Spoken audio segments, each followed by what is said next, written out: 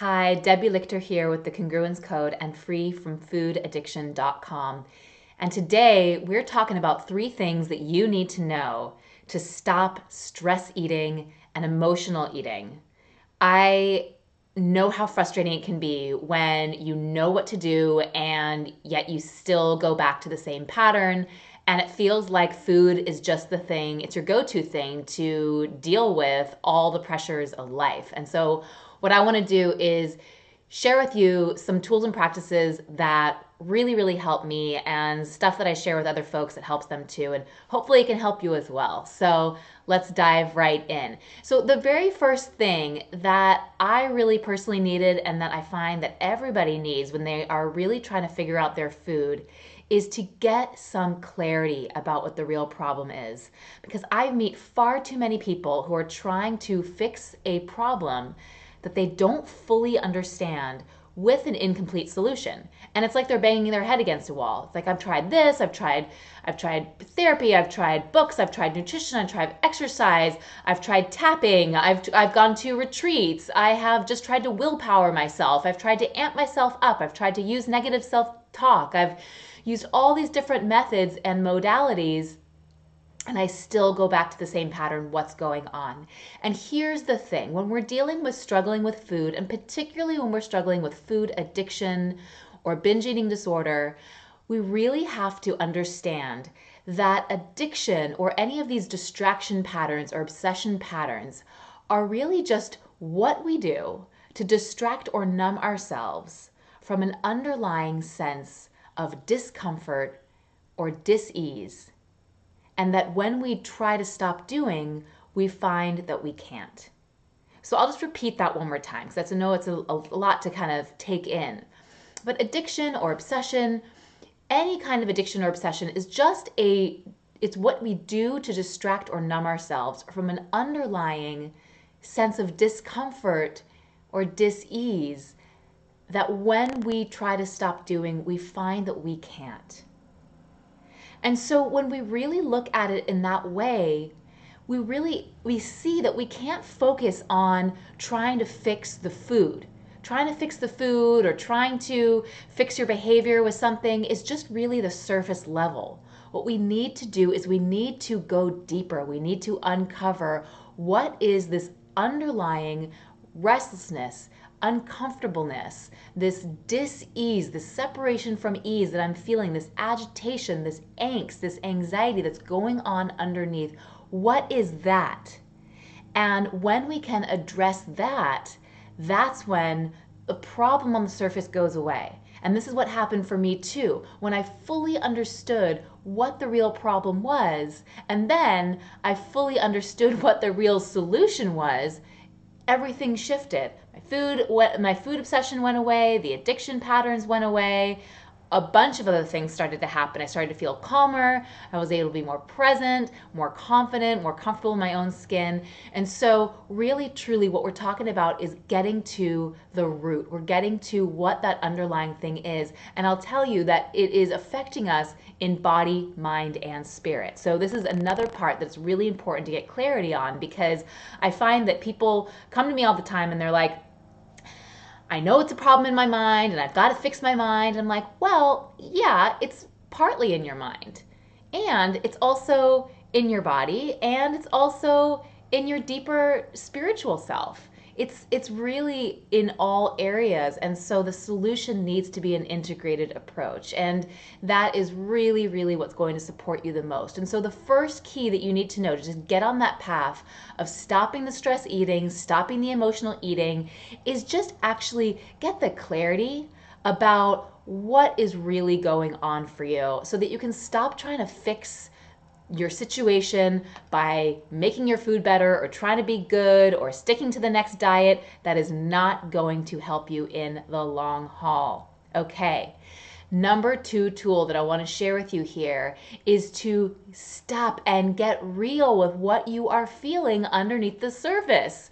So we just spoke about there's an underlying discomfort and dis-ease that is going on underneath the surface. Well, it's really important in those moments to pause, and not just in those moments, but to pause throughout your day, Get honest with yourself.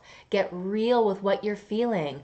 I talk with folks all the time and they're like, I'm just anxious, I'm stressed, I'm this, that, the other. I'm like, okay, but if you just pause for a moment, typically there is something going on underneath that. The anxiety isn't actually the bottom, right? Anxiety is the feeling that we're doing that's kind of having us try to distract ourselves from what's really going on. And so just giving yourself an opportunity to stop, drop in, and really feel what is happening. I've done this so many times, and what I often find is that randomly, I don't even know where it's coming from, but randomly I've got this deep feeling of sadness or a feeling of loneliness or a feeling of confusion or feeling lost or not belonging. Whatever it is, it doesn't matter. What's important is to acknowledge it, and not to acknowledge it just by thinking about it or trying to figure out where it comes from or why it's there or how you can make it go away, but to actually go deep into the feeling, go deep into it. I promise you, if you go into the feeling, you will not get stuck there. If you stop thinking about the feeling, if you let yourself go deep into the sensation, deep into the pain, deep into whatever is there for you, I assure you that the emotion will start to move, it'll start to change, and it'll actually start to diminish and go away. And you will have realized that you don't have to run away or try to numb out or distract yourself from your emotions. You can actually just stop and go deep into them, and they will move and transform on their own. Such a powerful tool that you can use in the moment. I really, really encourage you to do that. And the final tool that I want to share with you is so, so important, because when I speak with folks all the time who say, I'm stressed, I feel like everything's out of control, everything feels chaotic, all I want to do is get a sense of control on things. I just want to get on top of things. I want to feel in control. And I always ask them, I say, hey, do you want to feel in control or do you want to feel free? And they come back and they say, I want to feel free. And I'm like, okay, that's important, because the path of control will get you about 80% of the way there, but it will end up blocking you if you truly want freedom. Why? Because control creates more complexity in our lives. When we need to get everything under control, it means we need everything to look a certain way for us to feel okay on the inside. Our life becomes very rigid. We start creating all these rules. Things start to feel very small, tense, right? Our whole world starts to get caved in, and we start to live in this small, familiar, safe context instead of feeling free to share all of ourselves with the world. So instead of control leading to more comfort and confidence, it actually leads to more control. It leads to more discomfort and tension. And so if you truly want that feeling of free, of just relaxing, of being calm, of just being able to be yourself and be okay being yourself, then control is not where you want to go. Where you want to go is you want to go to trust. Now, trust is one of those big, huge, scary words, because we're like, I don't trust myself. I've given up on myself because I have made so many promises that I haven't followed through with myself, or I don't trust others because I've gotten screwed so many times, or I don't trust the universe because it's never there for me when I'm asking for help.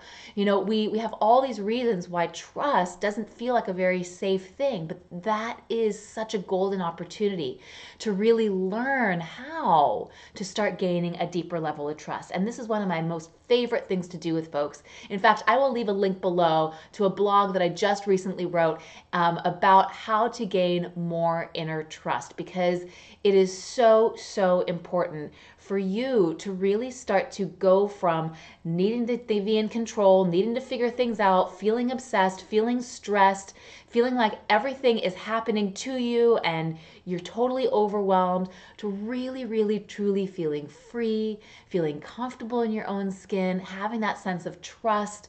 It allows you to just relax. And at the end of the day, I feel like the opposite of stress is just relaxation and peace. And that is ultimately what I want to help you with. So you're going to be able to get there by getting clarity on what the real problem is. Stop trying to fix a problem that you don't fully understand with an incomplete solution. Get in touch with the real problem is. Get in touch with the real solution is. And if you aren't sure what that real solution is, book a call with me. I will be happy to share with you what that is. It's definitely an integrated body, mind, spirit approach. But if you want to know specifically what that means for you and what that looks like for you, I would love to actually help you get clarity on that. So just book a session with me. We can hop on the phone, no problem.